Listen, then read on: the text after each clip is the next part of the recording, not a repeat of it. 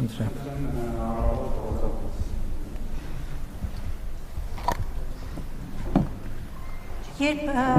Պարոն Փաշինյան, երբ Արցախի եկեղեցիների քանդման մասին էիք խոսում, ինչու չեք դատապարտում հարցին, դուք ասացիք, որ ձեզ հետաքրքրում են Հայաստանի տարածքի, Հայաստանի տարածքում տեղի ունեցող իրադարձությունները, եւ մենք տեսանք, որ նախորդ ասուլիսում ձեզ նաեւ հարց հնչեց Հայաստանի տարածքում Ադրբեջանի ռազմական հանցագործությունների մասին, եւ դուք դարձյալ նույնանուն պատասխան տվեցիք, որ չեք պատրաստվում այդ հարցը բարձրացնել եւ նաեւ ասացիք, որ խնդիրն ունի երկու մաս, երկու կողմ, ինչպես Արցախի եկեղեցիների մասով եք ասել, այսինքն դարձյալ ինչ է ստացվում։ Հայաստանի տարածքում տեղի ունեցած ռազմական հանցագործությունները նույնպես ձեզ չեն հետաքրքրում, որովհետև նույնանման պատասխան տվեցիք այդ հանցագործություններին, իսկ մենք գիտենք, որ Հայաստանի տարածքում նաև զինծառայողներին խոշտանգել ու սպանել էին, դուք ասացիք մի խոսքով հարցը չեք բարձրացնի միջազգային ատյաններում, եւ ես ուզում եմ հարցնել, ինչու Արցախի եկեղեցիների հարցը չեք պատրաստվում բարձրաձայնել։ Դուք ասում եք, որ հայ առաքելական եկեղեցու հետևորդ եք, քրիստոնյա եք, ի վերջո դուք հայ ժողովրդի պաշտոնական ներկայացուցիչն եք։ Ի պաշտոն է աշխարհի ցանկացած վայրում քանդվող հայկական հուշարձանի պատմամշակութային հուշարձանի հարցը պետք է դուք բարձրաձայնեք հենց։ Եթե դուք ասում եք, որ չեք բարձրաձայնում, սա ինչ է նշանակում։ Աջակցություն Ադրբեջանի ցեղասպան քաղաքականությունը, որովհետև հայկական մշակույթի ցեղասպանությունը հիմա տեղի ունենում, չգիտեմ, ինչ է սա, ինչպես կմեկնաբանեք սա, եւ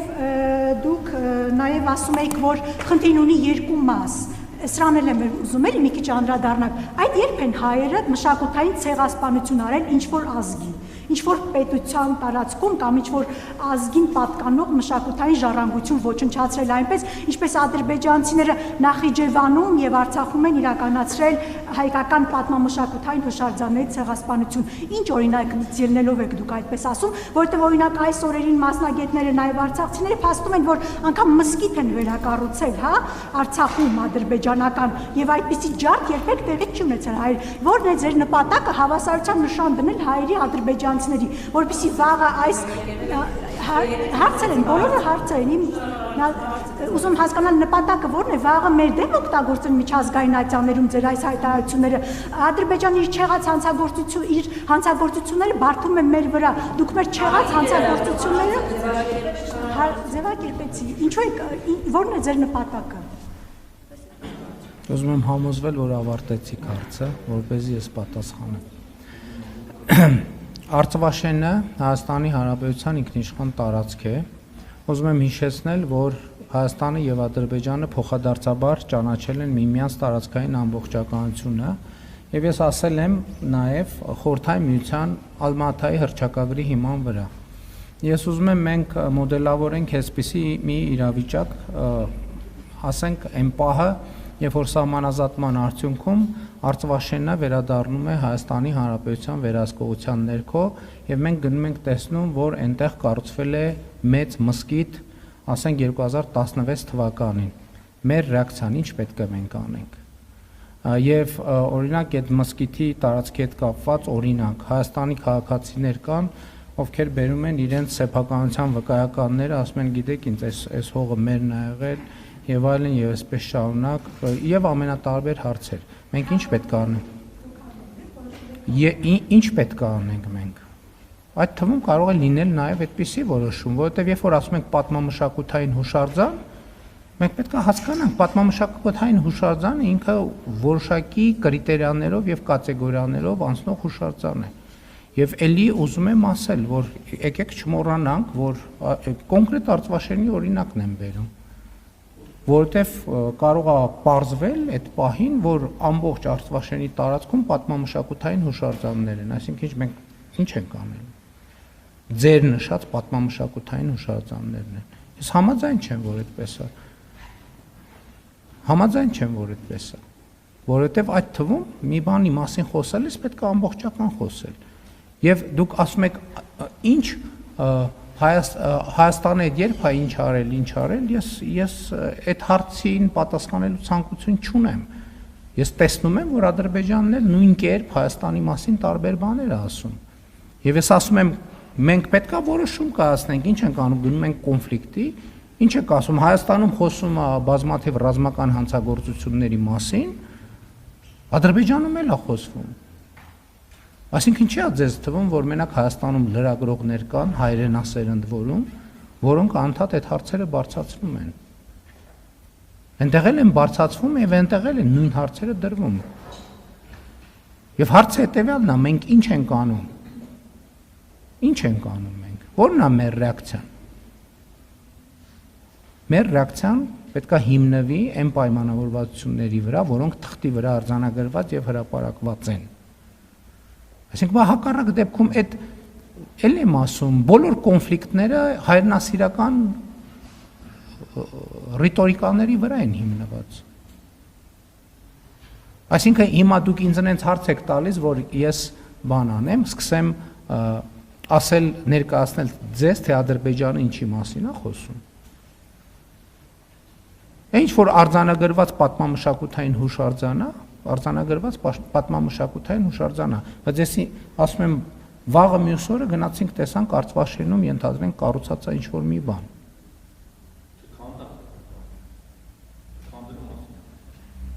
Գնանք եկեղեցին, որը թվարկում է, կառուցվել է 2016 թվականին, նոծվել է 2019 թվականին։ Մենք դա գիտենք այդ փաստի մասին, թե չգիտենք։ Հա, ես ասում եմ, կարա լինի տենց իրավիճակ, որ ասենք Արցվաշենում մենք ունենանք նման իրավիճակ։ Այսինքն արցվաշենցիները գնալու են այդտեղ ապրելու են, ասելու են լավ, ոչինչ պատմամշակութային հուշարձան է։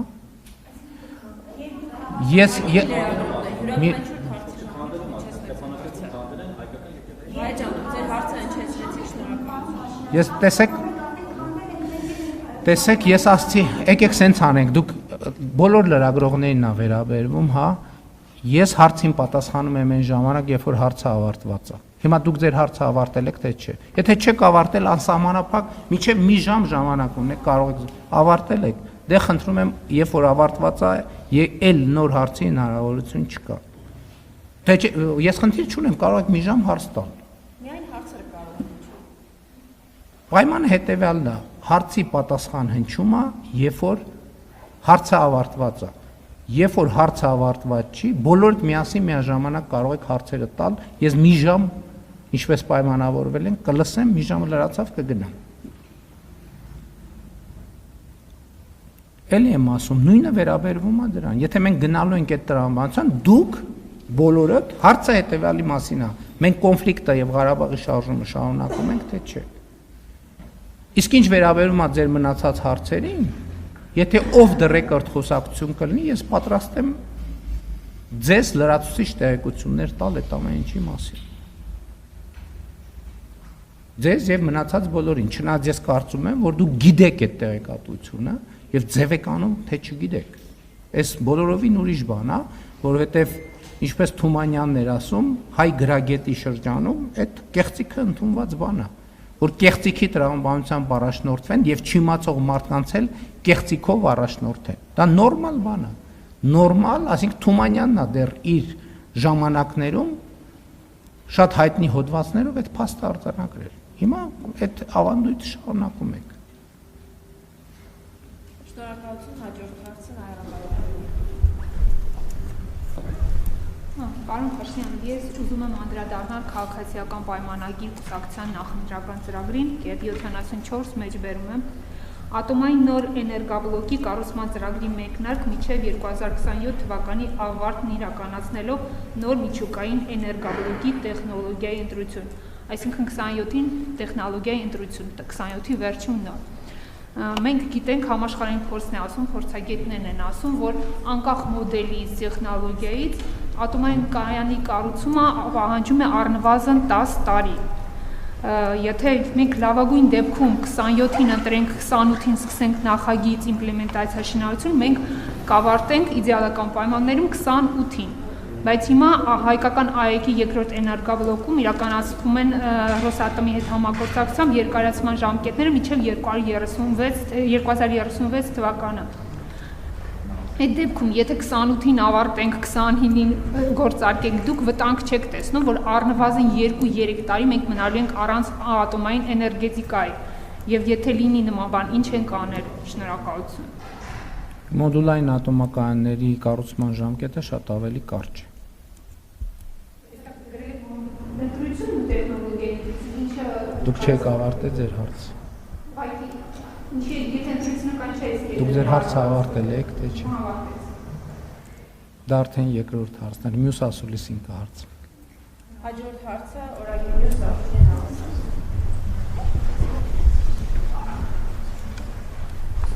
Պարոն Փաշինյան, երեկ Հայաստանում էր Ադրբեջանի փոխվարչապետ Շահին Մուստաֆայևը,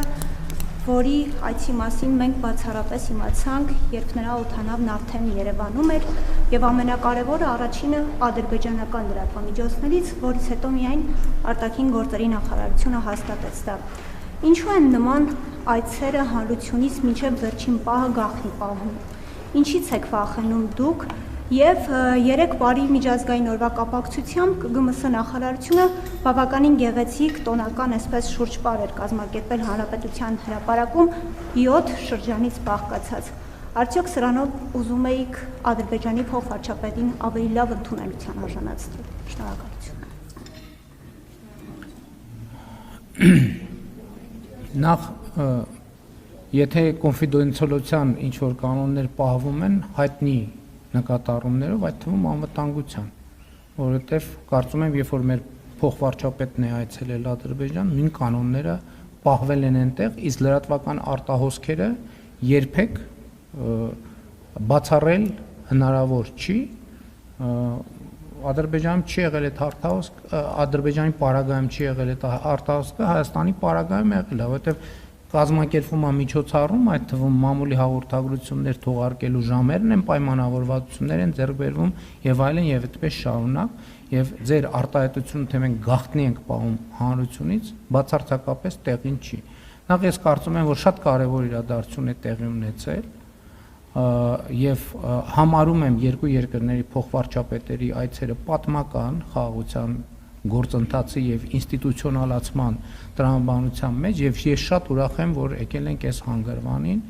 Ինչ վերաբերվում է ձեր մնացած հարցերին, գիտեք, ցանկացած օր կարելի է այդպիսի մի հարց տալ, ասել այդ օրը ենթադրենք այսինչ տեղը ինչ միջոցառում էր, երկրորդ տեղը,